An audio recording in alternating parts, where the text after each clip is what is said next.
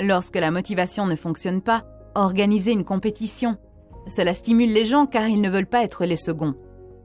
Le désir de maîtriser et d'exceller est un moteur fondamental du comportement. Par exemple, si une personne n'est pas sûre d'elle, remettez subtilement en question sa force. Je ne te reproche pas d'avoir peur. C'est un travail difficile. Il faudra une grande personne pour s'occuper de ce travail.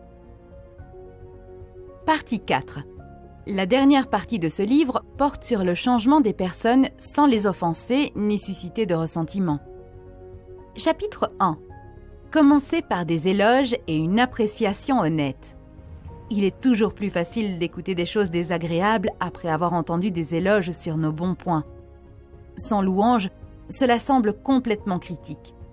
Lorsque vous faites des éloges, évitez d'être formel. C'est tout à fait normal dans le monde de l'entreprise où l'on entend des éloges formels, puis une grosse critique et à la fin, de petites éloges à nouveau.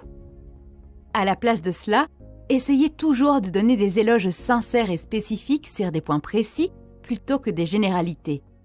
C'est encore plus efficace lorsque la personne sait que vous êtes mécontent de son travail et qu'elle est venue vous voir pour se plaindre. Dans cette situation, si vous donnez une appréciation sincère, ce sera une grande surprise et la personne sera réceptive à vos commentaires. Chapitre 2. Attirez l'attention sur les erreurs des gens de manière indirecte. Évitez l'attaque directe. Les gens savent généralement ce qu'ils ont fait de mal. Le fait d'attirer explicitement l'attention crée une résistance. Voici 2 tactiques. Premièrement, faites suivre vos louanges sincères, non pas de mais plutôt de et. Vous avez peut-être entendu dire que ce qui vient après mais ne compte pas. Voici 2 exemples pour vous permettre de comparer. Le premier. Vous avez fait un excellent travail en travaillant dur, mais vous auriez pu éviter ces erreurs d'inattention. Versus, vous avez fait un excellent travail en travaillant dur et si vous vous concentrez ensuite sur l'élaboration d'une liste de contrôles, vous améliorerez votre taux de précision. La dernière approche permet d'éviter le sentiment négatif d'échec.